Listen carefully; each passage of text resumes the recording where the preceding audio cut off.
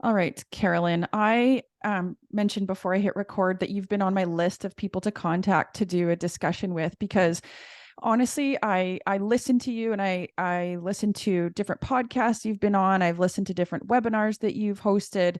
I've been to your courses and I really admire everything that you do for our profession, always pushing us forward, always making sure that we're staying up to date on the evidence. And you have so much information to share. And today I want to talk a little bit about the relationship between the pelvic floor and back pain, because if I think about the people listening to this and, as people that consider ourselves kind of pelvic health physios, we see people with back pain all the time.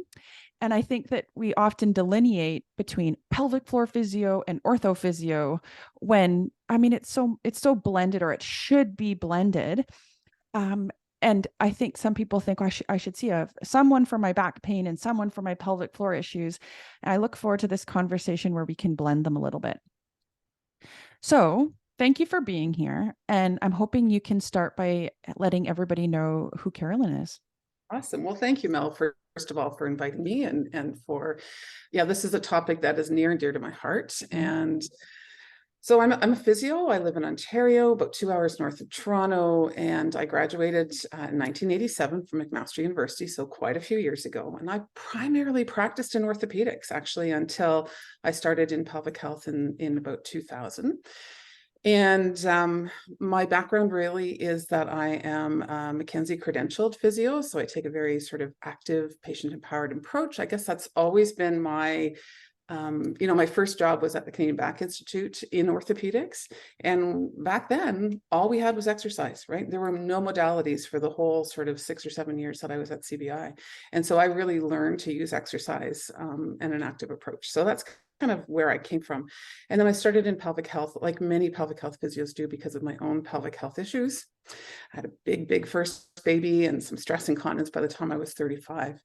And so I've been privileged to kind of be in that space for the last 20 or 21 years, and started Pelvic Health Solutions in 2010 with Nellie Fagani, really to address the need in Ontario specifically around not having enough pelvic health trained physios. And so I owned that for 9 years with Nellie, sold that, and then started a new teaching company called Reframe Rehab. And really the idea behind Reframe Rehab is kind of what we're talking about today is my passion in the twilight of my career. I guess I've got maybe 5 or 10 years to go, is to really start to break down the silos between pelvic health, orthopedics, and pain science. Because when we treat patients, we have to see the whole person in front of us.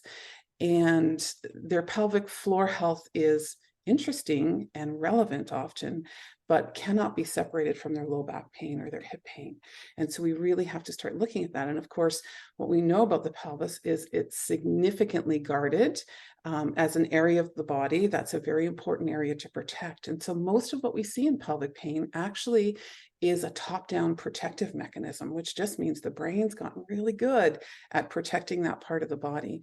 And so to kind of not understand the psychosocial pieces of pain and not bring that all together is not servicing our patients well. So that's kind of who I am. I'm mostly a clinician, but I also have done a lot of education. And I think that right away, kind of off the top of that conversation, you mentioned that, the top down approach or the top down mechanism, and that our brain's very protective of that area. And I think most people that will be listening to this that have experienced back pain, quite often they attribute that to weakness. My pelvis, my back, my core is weak, and therefore I have back pain. Will you talk a little bit more about how, like what's actually going on? I know sometimes you've talked about some of the other preliminary studies that were done that looked at the correlation between pelvic floor and back pain.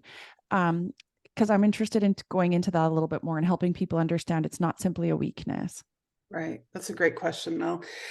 So first of all, let's look over history. This is not a new concept that these, sort of areas of the body are connected. We have studies way back from about 20 years ago, sort of, the early 2000s, 2006. There was a, a huge study that was done in Australia by Paul Hodges and Michelle Smith.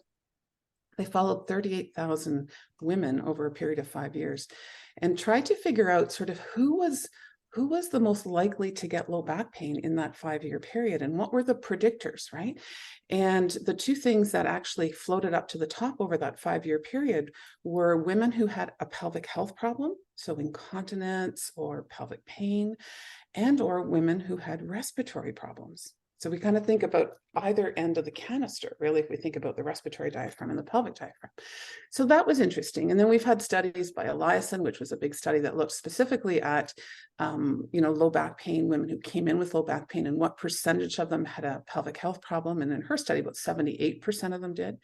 And then there have been other studies as well. And so Dr. Sinead Dufour and myself in about sort of 2015 or so, 2014, we started to get a little bit curious around this piece, because in our clinical practice, what we saw was that, yes, there was a strong correlation, but actually most of the women who had low back pain and pelvic health concerns were actually overactive in their pelvic floor. There was too much protection, too much tension.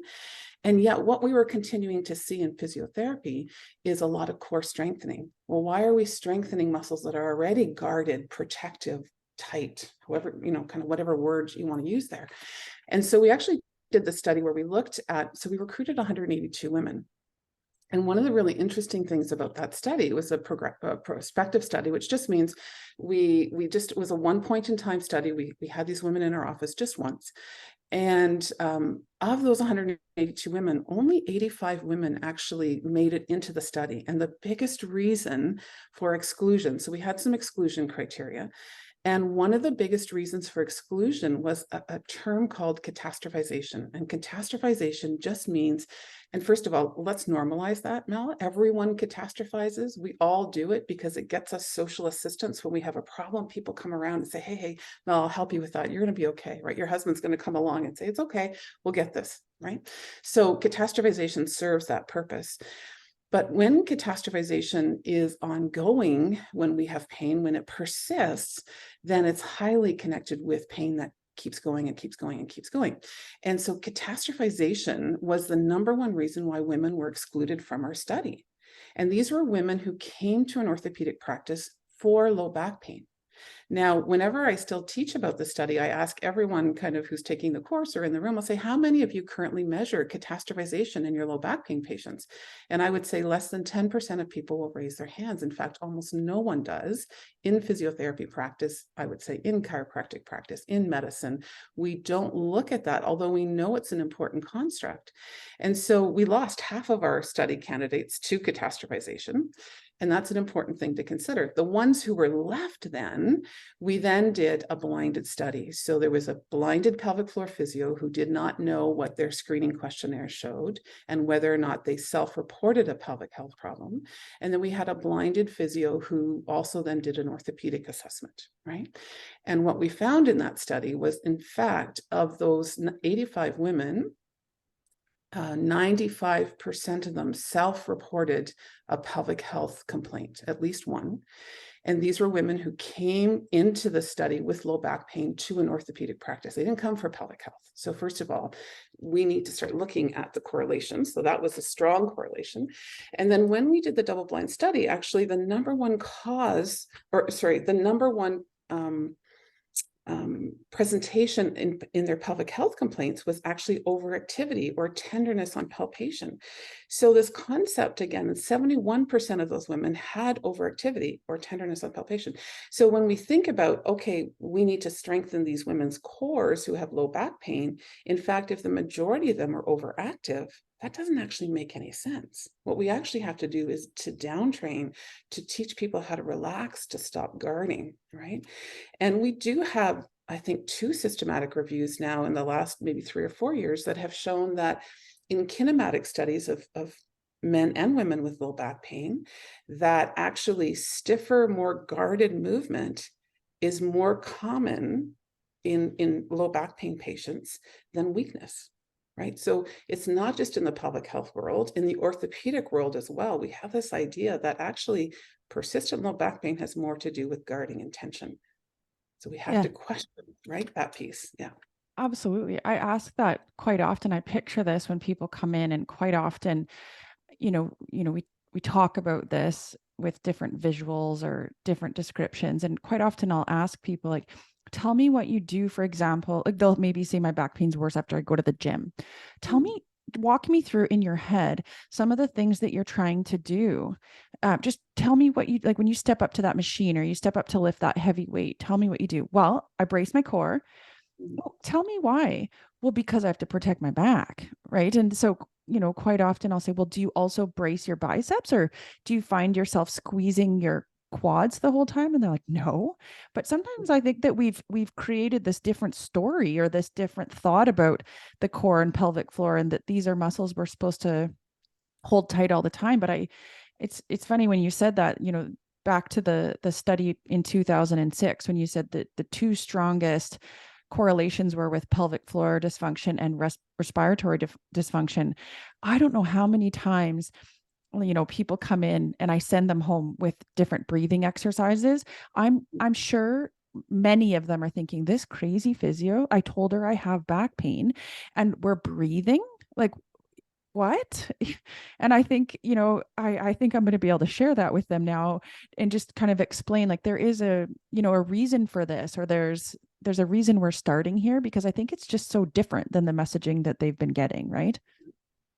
Absolutely. And I think the other sort of brilliant piece, so I love that analogy. The other brilliant piece that we can be doing is measuring things like stress. So I use the depression, anxiety, stress scale with each of my patients.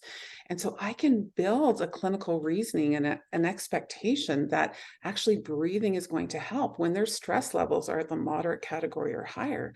So when we use those tools as assessment tools, not as outcome measures, I think one of the things in physio that we need to move away from is talking about questionnaires like they're outcome measures, right?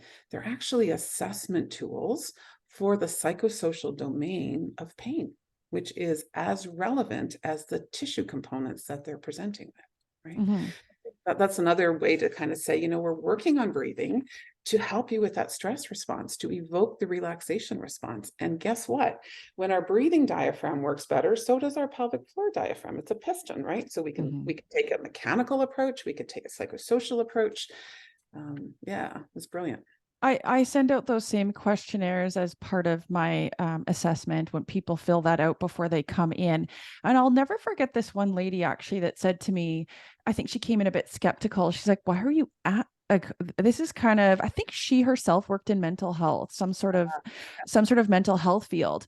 And she was kind of a bit maybe defensive, kind of, why are you asking this? And so I explained kind of your mention of the top down mechanism and how our muscles are so responsive to what's going on in our nervous system, or our story, or our history. And she's like, okay, that makes sense. But I think, I've made sure to make sure that at the beginning of my assessment explains that our nervous system is very intertwined with how our body works, because I think sometimes it catches people off guard. They're not used to a physio asking them those questions.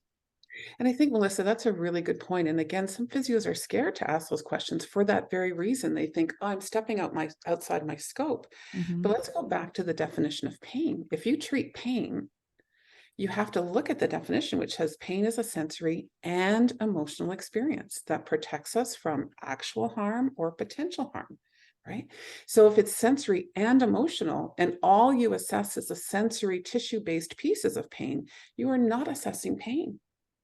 And especially when we know that persistent pain has less and less to do with the tissue problem and more to do with what we call nociplastic pain, or kind of the whole nervous system being involved in that protective mechanism, right? So I always just go back to what is the definition of pain, and I define that for my patients.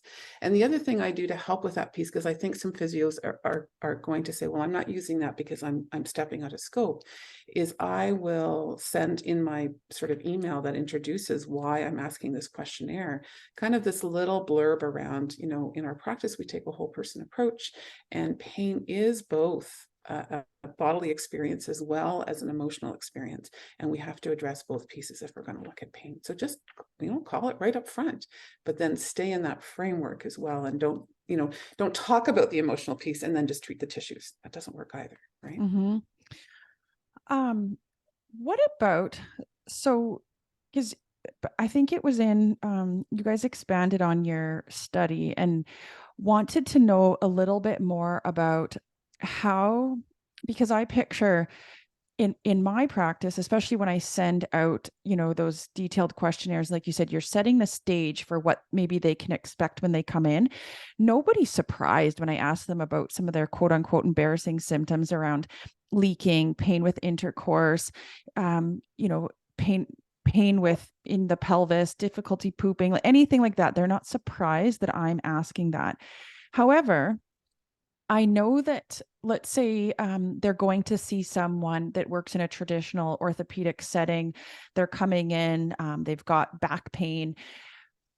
I know that those questions are a bit harder to ask when those people aren't expecting that. But when you talk so much about the intense correlation, and that we can't really treat back pain in its whole without addressing some of this other stuff. Can you talk a little bit about, like I said, you guys looked at how can we help some of these musculoskeletal therapists um, gather information about their pelvic floor issues without maybe having pelvic floor training? Yeah, that's a great question. So our second study after this initial study was to then look at, can we actually develop a questionnaire, and can we correlate the questions, like, do you have pain with intercourse? Do you leak? Do you have, are you constipated? Can we correlate those questions then with a blinded study to see, well, does constipation correlate with weakness or tension? Right?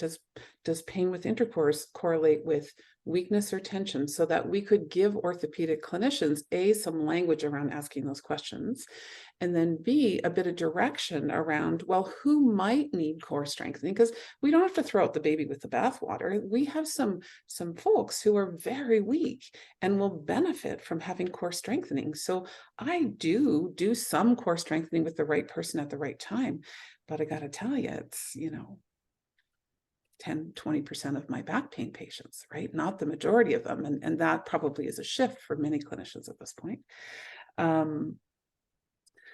So I lost my train of thought there. What was That's I okay. saying? Oh, you're trying to make a correlation between certain symptoms. Oh, yeah, right. We're talking about the study. Yes, Yeah. thank you. So what we did was actually look at the study, and what we were not able to do was to show a correlation. So first of all, the questions we asked were highly relevant to patients and connected to pelvic floor problems. So when someone was constipated, we identified either tightness or weakness or coordination problems. When someone had pain with intercourse, same sort of thing. So there was a correlation between the questions asked and pelvic floor dysfunction. What we could not correlate is what type of pelvic floor dysfunction. So it was actually a negative study. And despite that, actually, physical therapy still published it, which is highly unusual. Journals don't love to publish negative studies. They like to publish, positive studies. And so the take-home message really is, orthopedic therapists, if you use the screening questionnaire, which is available through the study, and you can email me, I'm happy to share it as well if people want to get their hands on it. But you certainly can use the study to identify pelvic floor dysfunction in your low back pain patients. And if they say yes to one or more of the conditions, then you need to think about the pelvic floor as a relevant piece. But what you cannot do then as an orthopedic therapist is assume that they need to do Kegels, or that they need to strengthen their pelvic floor, they need to strengthen their core. It really does require an internal exam. And Mel, you probably see this with your patients, right? You kind of develop this hypothesis based on their history that what you're going to find is tenderness on palpation, or what you're going to find is weakness. And in fact, that's not always what you find, right? And so you do have to do a physical exam. And, lo and behold, every other joint in the body, every other area in the body, we don't just take a subjective history and then assume something's going on. We actually take a subjective history and then do a physical exam. Why is it that pelvic health, and I used to say this a decade ago when there were very few pelvic floor physios. Now there's a lot, and it's almost a little bit faddish, I think. But, why is it that it's okay with our colleges, for example, and okay with the general public, that we are making sort of exercise prescriptions based on assumptions of what's happening in the pelvic floor and not an objective exam? Why is that okay, right? It really has become like, well, we don't really know, but we do know we can do an exam, but you just have to be skilled in that area of practice, right? Mm-hmm. I remember too reading something, and I actually don't have the reference here. I don't know if that came out of that same study that you're talking about, there was a questionnaire where you asked, I'm not sure, over 100 people, but factors that did predict pelvic floor muscle, like tenderness on palpation. And, basically that you knew that you were going to find tenderness on palpation or tension in the muscles if they had strong urinary urges, or like a CSI score of over 40. So basically, again, one of the assessment tools that you were using, which kind of suggests some nervous system upregulation, and just the fact that they had a lot of bladder urge was able to correlate to pelvic floor muscle tension too. So we did a convergent validity study based on that same data set. And so we looked at, what had convergent validity between tenderness and palpation. Again, what we're trying to do is give orthopedic clinicians some clues as to start to, be able to tell with their patients without doing an internal exam, is there tension there? And the only two things that actually had convergent validity was overactive bladder or urge incontinence, and a central sensitization score of greater than 40. So again, the question would be for our orthopedic listeners and colleagues who are, treating low back pain, do you use the pain catastrophizing questionnaire, right? And do you use the CSI with every one of your patients? And does it then inform your treatment? Because when they're catastrophizing, we know that the most evidence-based treatment we have is pain education, right? And when they're centrally sensitized, that's an opportunity to now profile their central nervous system and understand what are the factors that may be driving that sensitivity. Is it catastrophization? So I've created a mnemonic called SADCLIFs. It stands for stress, anxiety, depression, catastrophization, low self-efficacy. And I think all 5 of those are very key, important pieces of assessing sensitivity. Low positive affect, so glass half full, glass half empty. Injustice, right? We see injustice in many of our patient populations, particularly our workers' comp, our MBA patients. Fear, shame, which we see a lot of in our pelvic health patients, and sensory motor dysregulation, which is another huge piece in low back pain, but in pain in general, that really falls under a physiotherapist purvey, but we are not addressing or assessing consistently in any of our patients. So, all those pieces will then help you profile sensitivity so that you can address more specifically their sensitive nervous system. And again, I think just to kind of summarize, what you're saying is, if they score higher on some of these assessment tools, it just tells us a little bit more about what's going on in their nervous system. Because as you mentioned right from the beginning, a sensitive nervous system will influence down the chain, like for example, the pelvic floor that tends to hold a lot of tension, which you've seen the tension correlates with back pain. So kind of just understanding that, again, if I just went at this and let's say released your pelvic floor, or, like I'm using air quotes there. Like if I just go in and say, like, I'm just going to take out the tension in your pelvic floor, I'm just going to rub your low back, I'm just going to do some, like manual manipulations and your back pain will get better. That might not apply to everybody if there's a big component of nervous system upregulation, correct? Mm-hmm. Mm-hmm. Yeah. And I would say the majority of our pelvic pain patients and the majority of our low back pain patients have central sensitivity, central upregulation, central pain mechanisms. Nociplastic pain, we can call it any of those things, right? The majority of our back pain patients and pelvic pain patients have those characteristics to their pain presentation, and yet we're not looking for them, right? So then let's say, because I want to be able to picture not only other therapists listening to this, because sometimes this makes our brain hurt, and sometimes this makes us kind of think, oh my gosh, what have I been doing? Or I'm not servicing people the way I should, or man, this isn't what I learned. I think I think sometimes we just need to let this stuff simmer. So I'm picturing some of the other physios listening, or other practitioners that see people with low back pain, but also clients that have low back pain. Can we picture then, so let's say someone new comes into the clinic that is experiencing back pain. Can you give a bit of a summary then of what is ideal like an ideal way to approach this? I'm not asking you to list every single thing that you would do, but just big picture. What should a client expect, and what should a therapist be providing? So that's a great question, Mel. Let's separate out for a moment acute pain versus persistent pain. And let's just be really clear that what we're talking about here is persistent pain, which is defined as any pain that lasts longer than 3 months, right? So acute pain, there are often psychosocial factors that are playing into acute pain. Stress alone can produce acute pain. So I'm not saying that it's irrelevant, but in acute pain, we also have to recognize that there may be sort of acute mechanical factors that need to be addressed. In persistent pain, that often isn't the case, although we need to recognize as well that you can have persistent mechanical factors that is correlated with sort of persistent pain. That just means that there may be ongoing issues with some of the sensitivity of your joints, for example, that are correlated with pain. So if you're a persistent pain patient and you go into a clinic, and if you want to think about, am I getting the best care? Am I getting care that's really based on what we know today? What would that look like? And we are talking sorry, I don't mean to interrupt. I hate interrupting, but That's I was going to okay. say what we know. And I mean by that, based on evidence. Right. Like this is, you know what I mean? This is not just you and I making this up. This is based on evidence. Okay, go ahead. So you're absolutely right, because what do we have? The evidence in persistent pain for physiotherapists is two things, only two things: exercise and pain education.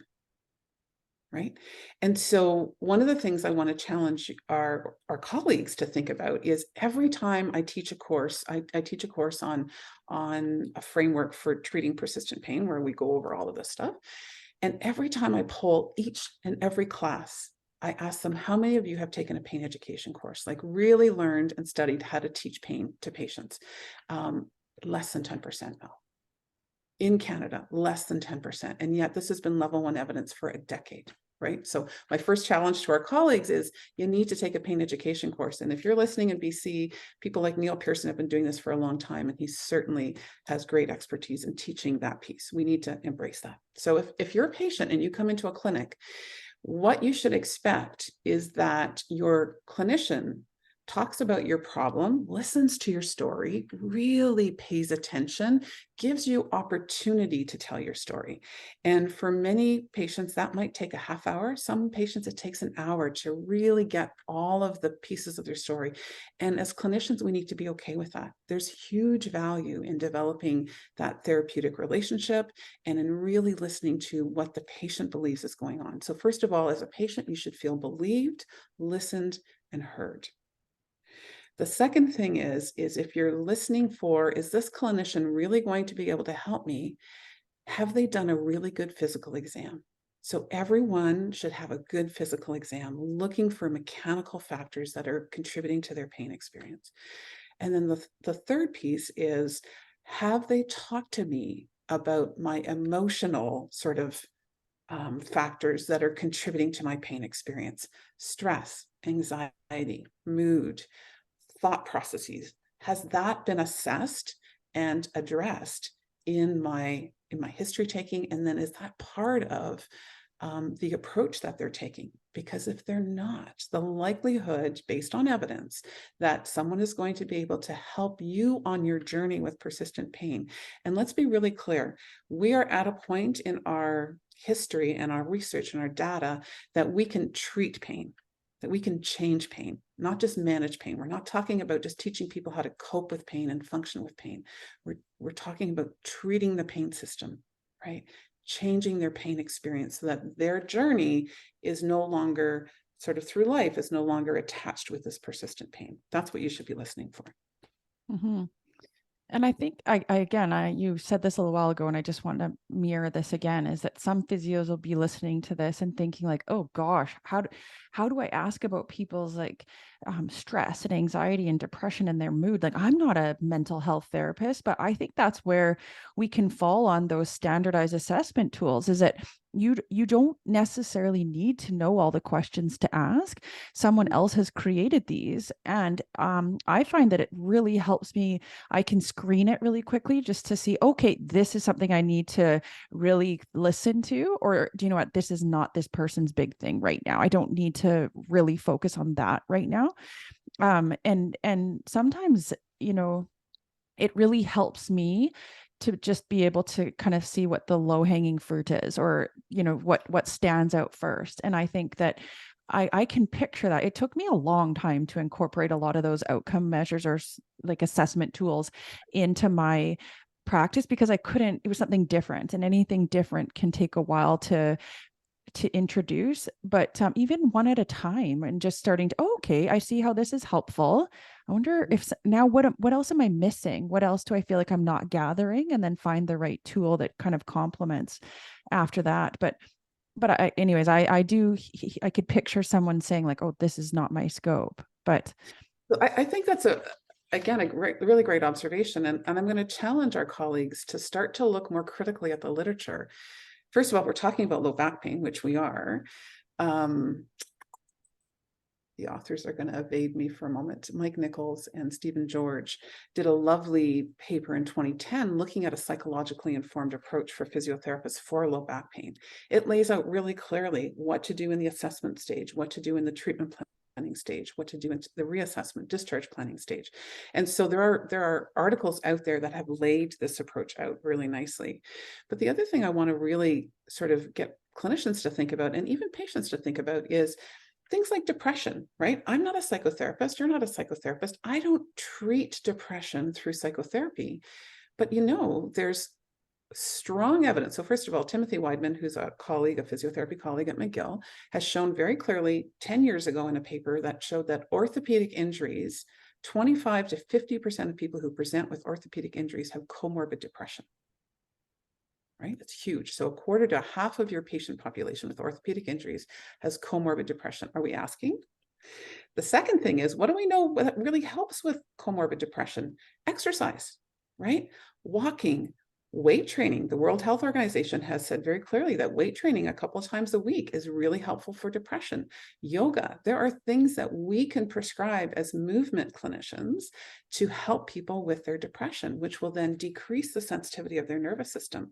So we have a role in this space that we play and need to sort of take on, right? mm-hmm. And I think too, picturing some of those more kind of orthopedic therapists that, you mentioned, like, take the history, listen to the person, assess the nervous system, do a physical exam, but then also too, consider, even if assessing the pelvic floor is not in your wheelhouse, make connections with other therapists, because we know how strong the correlation is between back pain and the pelvic floor. And I think just starting to, I know sometimes men struggle with this more than women, but just starting to find, like, kind of hone your craft as to how do I ask some of those questions? Because I'll say to some of those therapists listening, I get so many clients that feel so relieved that their male therapist opened the door to bring that up, and just something as simple as, I've noticed my husband, just because I talk about it a lot, he's starting to get better at just, you've talked a lot about back pain.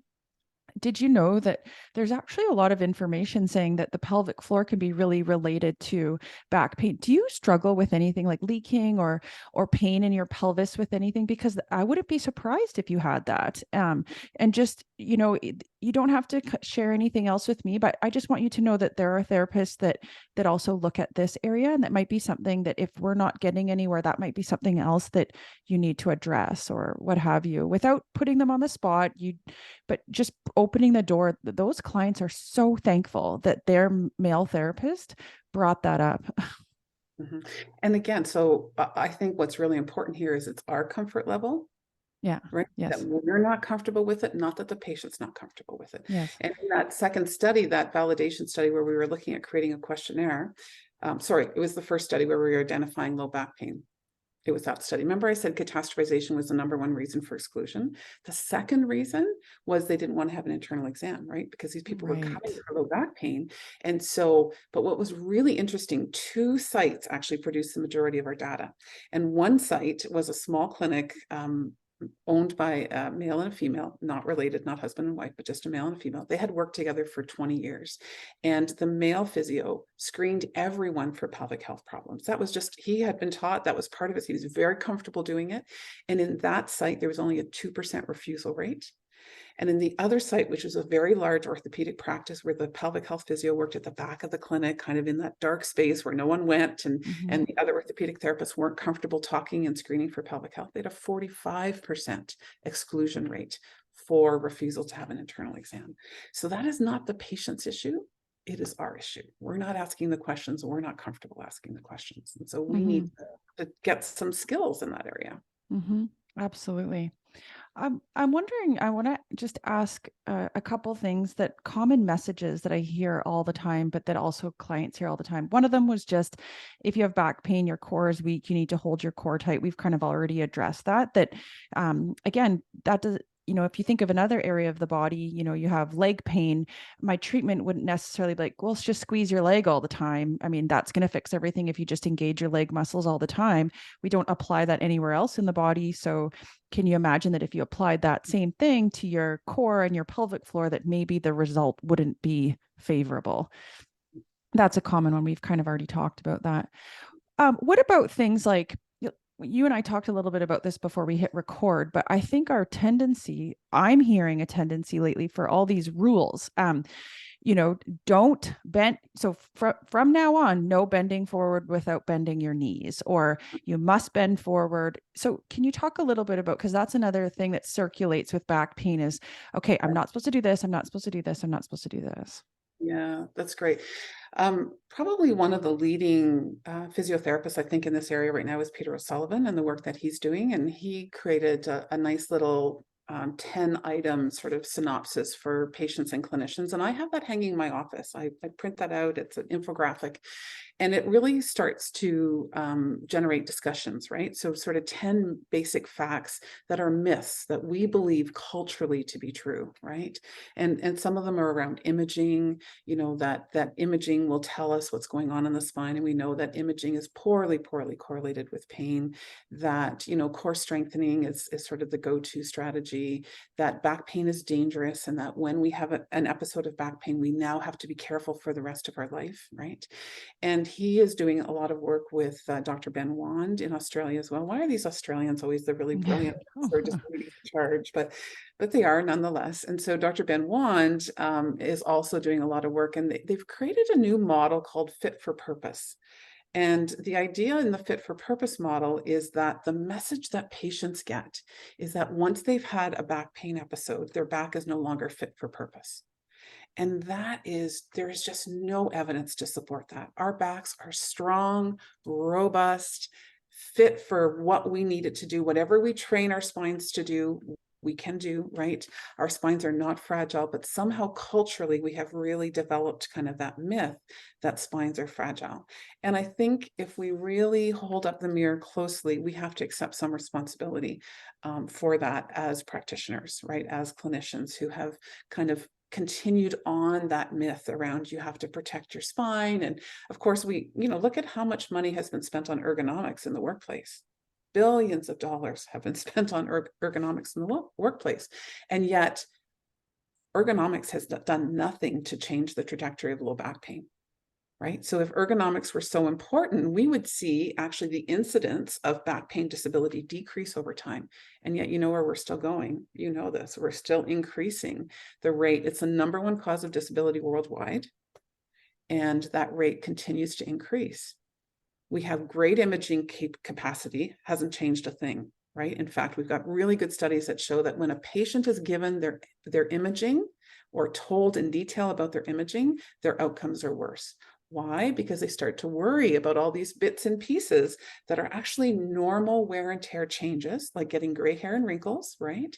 And yet now we have this pathoanatomical boogeyman almost that has been created, and now people become fearful of their spine, right? And it's the fear of movement It's the need to protect that's causing the problem.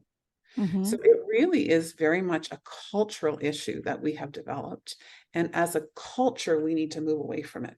But we have to lead the charge, right? Mhm. As physiotherapists, as chiropractors, as people who specialize in sort of back pain, pelvic pain, we have to be at the leading edge of that, which means you need to be reading the research and you need to really understand these basic premises that have now, in the last 10 or 15 years, completely revolutionized how we look at back pain.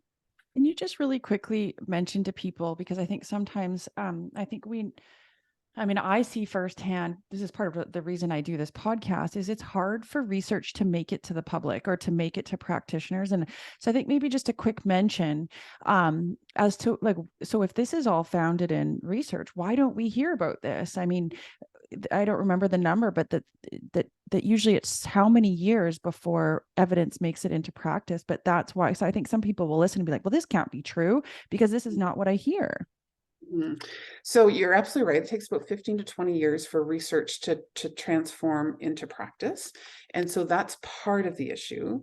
The other part of the issue is it's a bit like, go back a generation or two with antibiotic overuse, right? Certainly when I was raising my kids, 30 years ago, there was just this change where, we were starting to educate people. You don't reach for antibiotics for every cold and flu and virus because it's a virus. It's not an infection. But that took decades to really get that message down the pipe, right? Think about our opioid crisis, right? And think about how long, even though we know opioids actually make persistent pain worse. It sensitizes the nervous system further. Opioids were only ever designed for acute pain. They were not designed for persistent pain. And yet here we are in this crisis where we have a real pain problem. And unfortunately, opioids do make it worse. And so changing behavior at a cultural level is really difficult. Mhm. But, I think we also then have to hold up the mirror and look at our own confirmation biases really, really critically. And I'm going to go back to kind of a little bit of my soapbox around why, as Canadian physiotherapists, have we not embraced pain science education as a primary tool for persistent pain, particularly people who are catastrophizing, which means we have to measure catastrophization and fear first to know who is going to best benefit from that tool. But why is that not a skill set in our toolkit as readily available as acupuncture, dry needles, manual therapy, right? And it isn't. 10% of people who are interested in pain because they take my pain course have done at least one pain education course. And that is a problem. That's where it starts. We have to start with ourselves.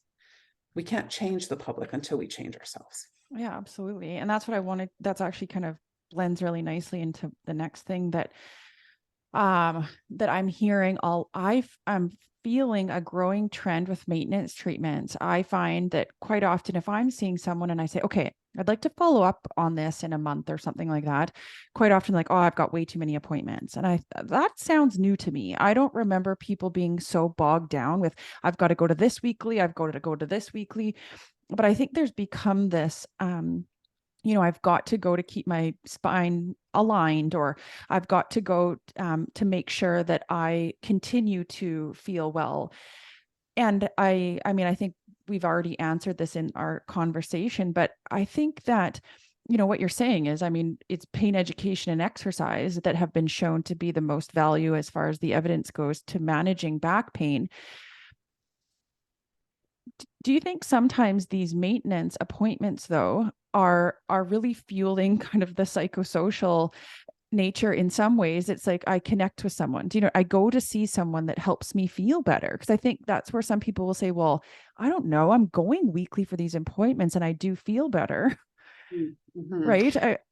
Yeah, it's the really tough kind of piece because I've been around for a long time. It's been around for a long time. Maintenance appointments are not new, right? Yeah. It's certainly been there through my whole career. And it, it's based on a model of biomechanics.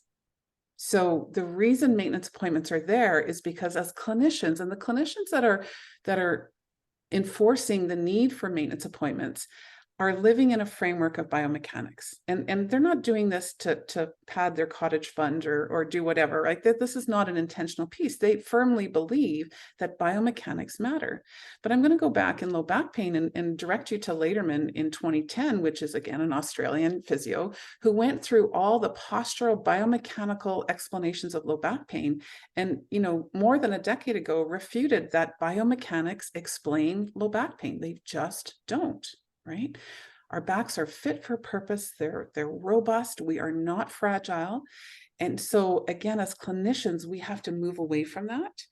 And that's, why, again, I was certified in acupuncture in 2002 as part of my search at that point to really understand central pain mechanisms and kind of a broader perspective of mechanical pain. But I've let go of my acupuncture at this point. I'm no longer rostered with a college in Ontario to acupuncture, because it disempowers people. It creates dependency, right? And I'm choosing at this point, because I've got good tools and skills and the evidence to support it, that my job is to empower patients, not to disempower them. So this idea of maintenance treatment really, keeps people in that biomechanistic approach. And as long as that's where we're practicing from, we will never see those go away. So it starts with us again. We have to make that change. But when a patient comes in to see me and we start in this biopsychosocial framework and I empower them to make the changes they need to make, life doesn't happen in a waiting room. Life never happens in a waiting room. Life happens out there playing, enjoying things and doing things with your family, friends, all that kind of stuff. So patients don't want to get hooked into that. Patients are more than happy to be relieved of that piece, but then everyone has to move out of that model. And that's been the challenge, I think. One other trend I'm seeing quite often is people taking Instagram as the gospel truth. I find that, I saw I'm supposed to do this exercise, or Instagram told me to do this exercise. I think that I always kind of explain, like, think of that post as a suggestion. I think of it very different. People look at recipes online very differently. You would never look at a recipe and think, I have to make this Tuesday or else or I'm failing. It's more, oh, this is a recipe suggestion. Whereas I think that when people are seeing different exercises, this is a good exercise for low back pain. This is an exercise for a tight pelvic floor. I think people are getting really overwhelmed by that messaging. And taking it all as the gospel truth, or thoughts on that? Yeah, so pain is very individualized. Pain is very complex. We know that, but let's not make complex complicated, right? Complex is complex. And it just means that, just think very critically, if you're a patient listening and someone says to you, this one exercise, this one surgery, this one injection is going to fix your pain problem, you need to back away. You need to back away, because pain will never be fixed with one exercise, one surgery, one injection. It just won't be. Pain is much more complicated than that. And now, again, remember, I'm talking about persistent pain, not acute pain, right? And so there is not one exercise for back pain or pelvic stretching or any single problem. And probably, again, the more global things that we can do. So think, if you're a patient, you're listening to this, think more globally what you have control over. What's your lifestyle? Are you exercising? Are you meeting the World Health Organization's recommendations for cardiovascular exercise, which is 150 minutes of walking every week? Start there. That's going to change more in your system and the sensitivity of your system. Are you eating good food? Are you eating real food? Right? Are you eating more vegetables? Are you eating according to Canada's food guide? Are you, do you have a relaxation practice? Are you getting out in nature? That's not really sexy, right? There's really nothing that you have to go for a maintenance appointment at that point. But if we can look at some basics around lifestyle, more will change than almost anything else that we can do. So again, really, there's lots that we can do even as individuals. That was it's like you're answering, what questions I'm going to ask before I ask them. Because my last question I had written down for you was, what about the people? Because we always have, physiotherapy, if you don't have extended benefits, costs money. And there's a lot of people that I think associate, oh, this is so daunting. I can't possibly afford to go see someone, for all these appointments. So my question was, what are some things that people can start with at home that could be a bit more whole body encompassing and help to address some of the nervous system? You answered my question. I mean, basically that it doesn't mean that you have to go to someone. Absolutely, someone can help you direct your care and help provide a more individualized assessment, but there's so many things. I think it's all about, like you said, empowering people and thinking of us as guides or helpers, but we can't fix. And it I think that's made a big difference to me once I kind of was able to shift my mind around, like, I'm not a fixer. I can help people learn about their bodies and learn how to navigate their own nervous system, but it really decreased the amount of pressure I put on myself. Right? Brilliant. I mean, I say all the time, we're not fixers, we're facilitators, we're Yeah. coaches, right? And if we think about kind of the big picture of things, I always say, go back to a sprained ankle. If someone sprains an ankle, right? The people that we see in our practice with a sprained ankle is about 10% of the population that sprains their ankles. So, right? Most people that get a sprained ankle, they put some ice on, they elevate it, they rest it for a couple of days, they start to gingerly use it. They might use a crutch or a cane. They might get an x-ray just to make sure it's not broken. And then as they start to challenge their tissues as they heal, they recover. That's 90% of people with sprained ankles. The people who tend to end up in our office as physiotherapists are the ones who are worried about their sprained ankle, fearful of using it again, need to be given permission to use it, or are athletes that want to get back yesterday. They don't have time for a sprained ankle, so they want to see if we can actually accelerate that healing. I don't think there's any evidence that we can accelerate healing. I think, again, we can give them some suggestions that may put them on the best path forward, but your body, if you're injured, is going to heal itself. End of story. So when we look at the big picture things, so there's a great YouTube video called 23 and a half hours. And if you haven't watched it, I would highly recommend you do. It's by Dr. Mike Evans, who's a physician, a preventative medicine physician in Toronto. And he does this little whiteboard. It's about 8 minutes long, this whiteboard description. And he just goes through the research and says, you know, if physicians' hands were tied, and we could replace that with physios, if physios' hands were tied, and we could only prescribe one thing moving forward, what one thing would have the biggest impact on almost every health parameter? Decreases depression by 50%, decreases anxiety by 50%, increases cardiorespiratory fitness, increases healing. I mean, he goes on and looks at the literature. And that one thing is 30 minutes of walking 5 or 6 days a week, right? And so if physicians could no longer prescribe medicine for every condition, but they got everyone to walk, many people would get better simply by just getting out and moving, getting exercise, right? Eating better. We don't eat real food in our culture anymore. It comes from a microwave, it comes from the freezer, it's pre-prepared. You know, your grandmother wouldn't recognize it as food. And basically everything that happens in your body is built on the food that you put into it. And so eat real food. And I know that that's not always the easiest thing. Sometimes real food is more expensive than some of the processed stuff, right? Go and have, go and have a social gathering again. We're past COVID, yay. Go and have fun with friends. Get out into nature. Nature's hugely healing. Like, there's some really just basic stuff. And then if you've had an injury, slowly get yourself back to using that part again. It's fit for purpose, whether that's your back or your ankle. Your body healed it. If you're still sore and it's healed, that's 3 months onward, it's healed. It's either tight, start stretching it. It's weak, start moving and strengthening it, or your nervous system is overprotecting it.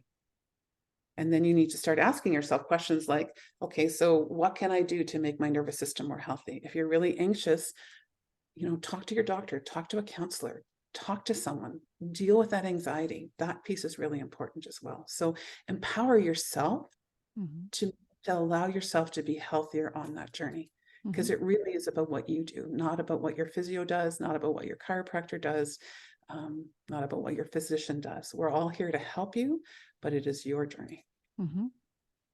I love it.